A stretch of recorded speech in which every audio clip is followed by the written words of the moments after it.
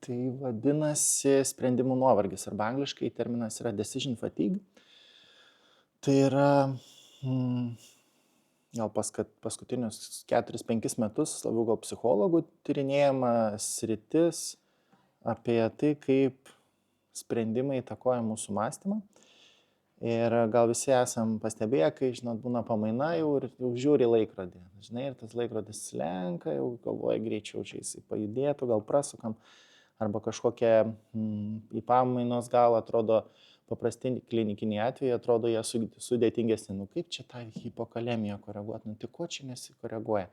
Ir atrodo, niekas nėra kitaip, bet vat, kažkaip sudėtinga dabar tau.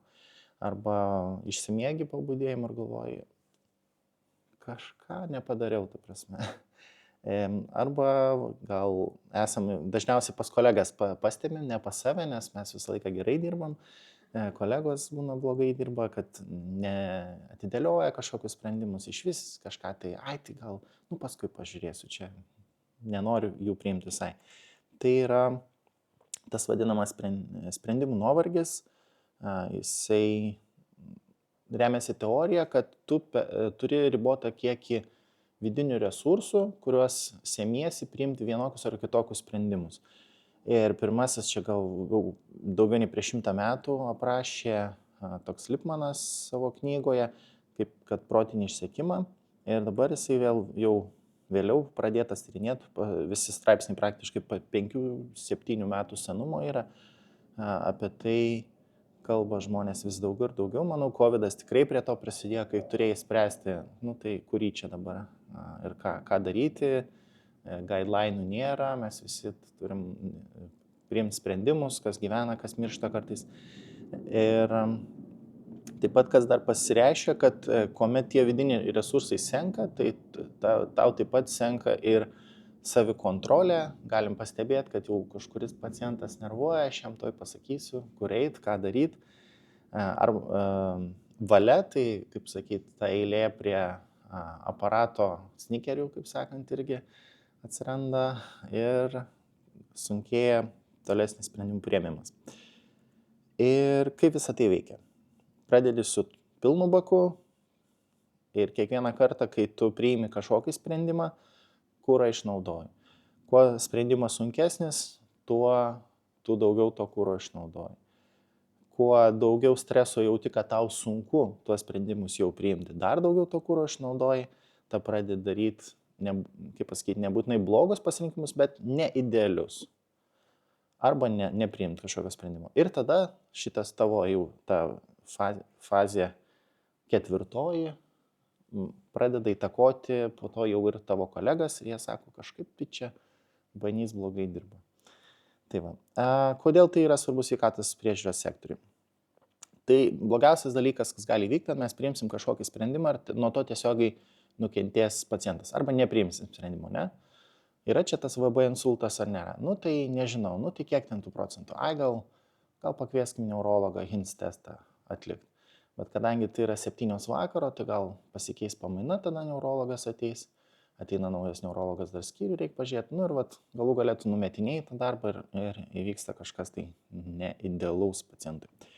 Taip pat asmeninis yra didėja lėtinis nuovargis, perdegimų rizika, emocinis krūvis, atrodo iš viso aš nenoriu tą darbą eiti ir nieko aš ten daryti nenoriu. Taip pat tyrimai rodo, kad į pamainos pabaigą gydytojai daro tiesiog daugiau tyrimų. Tai skauda pilvą, visus tyrimus. Ta matysim, ką skaičiukai parodys. Taip pat ir radiologinių vaizdų užsakymas ir skiriama daugiau antibiotikų, galbūt net ne tada, kada jų reikėtų, ir platesnio spektro antibiotikai. Taip pat yra ir tyrimai rodo, kad nebūtinai visada tas decision fatigue pasireiškia, jisai kartais iš vis net nepasireiškia, jeigu yra trumpesnė pamaina, tai dažniausiai iki 8 valandų, kas buvo tirti žmonės iki 8 valandų esant pamainai ir kuomet yra gerai standartizuotas darbas, tiesiog net neranda įrodymų, kad toks dalykas jisai egzistuoja. Taip, tai čia tyrimas toksai darytas, kur būtent Labai šiaip neblogas, Annals of Emergency Medicine amerikiečių išspausdintas, kuomet paėmė visus faktorius domėn, tai yra kiek gydytojas tuo metu turi pacientų, kiek jis turi naujų pacientų, kokio sunkumo pacientai, žodžiu, visas tas kategorijas standartizavo ir žiūrėjo, kad po praktiškai 8 valandų jau krenta jo sprendimų priėmimo kokybė ir būtent užsakinėjama daugiau tyrimų, radiologinių, laboratorinių, antibiotikų skirimas buvo kitas tyrimas darytas ir taip pat dar buvo keli tokie prastesnės kokybės tyrimai tai į tenais tokius rado radinius, kad praktiškai tą, kad tu nudirbi per 8 pirmas valandas, tai tu net nebepasieki per paskutinės 4 valandas tiek pat darbo, ne tiek pat darbo padarai, bet tu dvigubai mažiau padarai praktiškai per valandą paskutinės 4. Ir prailgėja visi ten tie priėmimo laikai, kuomet tas door to physician, stebėjimo laikai visi prailgėja ir viskas. Tiesiog stengiasi jau panašu, kad perduoti pacientus kitai pamainai. Taip pat čia tyrimas, kuris rodo priešingai praktiškai, bet kaip mes matom, kad tai yra 8 valandų pamainos darbas ir čia nebuvo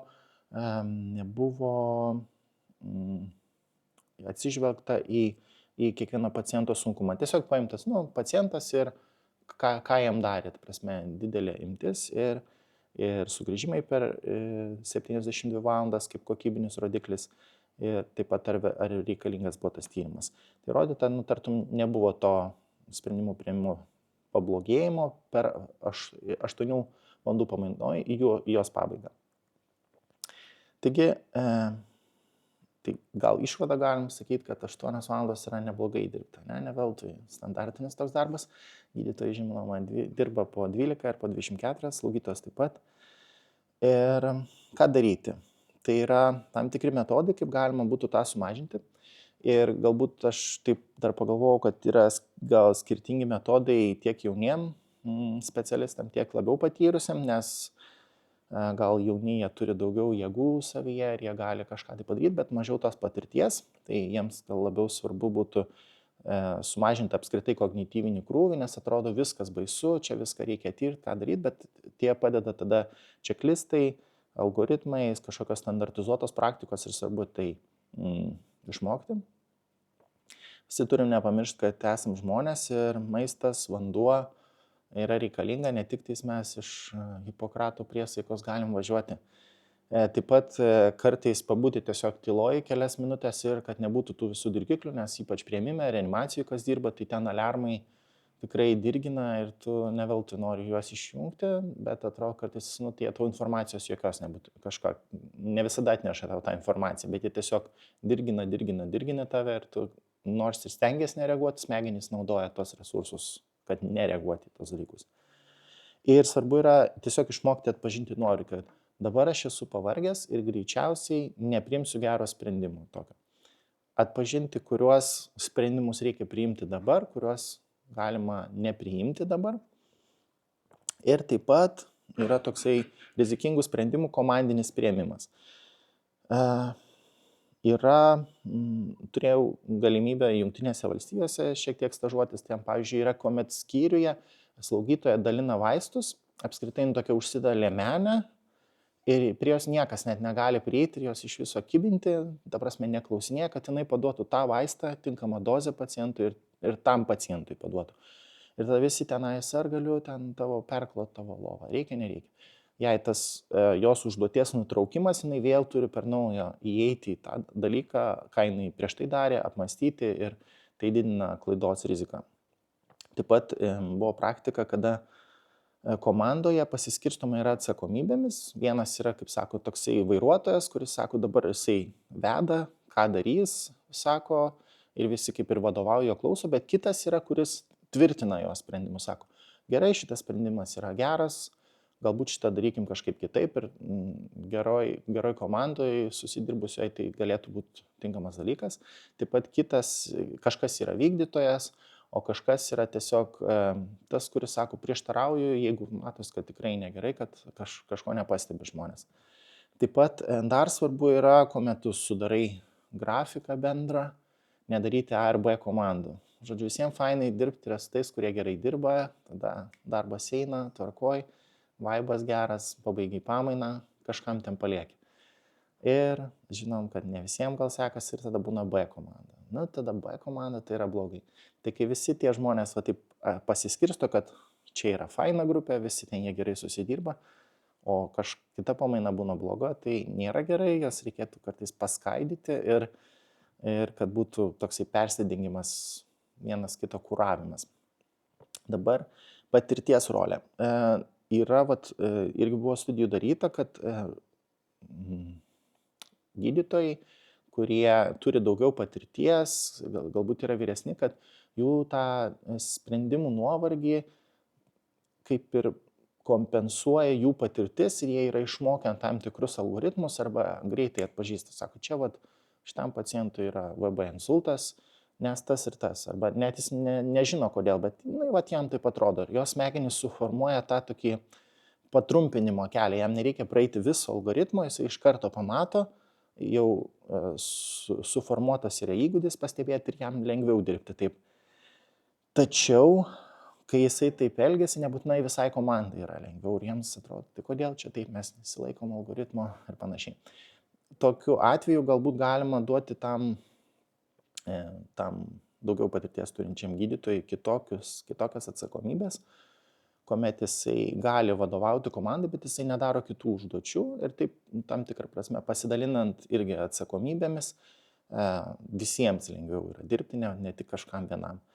Pamainų trukmė, jau kalbėjau, iki 8 yra optimalu, kas virš 8, tu mažiau darbo padarai, galų gale tas darbas nekokybiškas, žino, kas porom dirba, kad 4:30 atvežamas gaivinimas nėra pas didžiausias dalykas, ką laukia, o tai yra didžiausios rizikos pacientai. Tai va, tai tokia trumpa apžvalga, ši tema yra labai gili ir labai daug tyrimų dabar daroma, nes manau visi, kas yra vadovai, žino, kad žmonės yra tiek tavo didžiausias turtas, tiek kartu ir didžiausias vargas tavo, nes jie gali tavo gyvenimą labai apsunkinti. Tai gerai organizuojant darbą ir padedant jiem būti geresniems, visų gyvenimas lengvėja.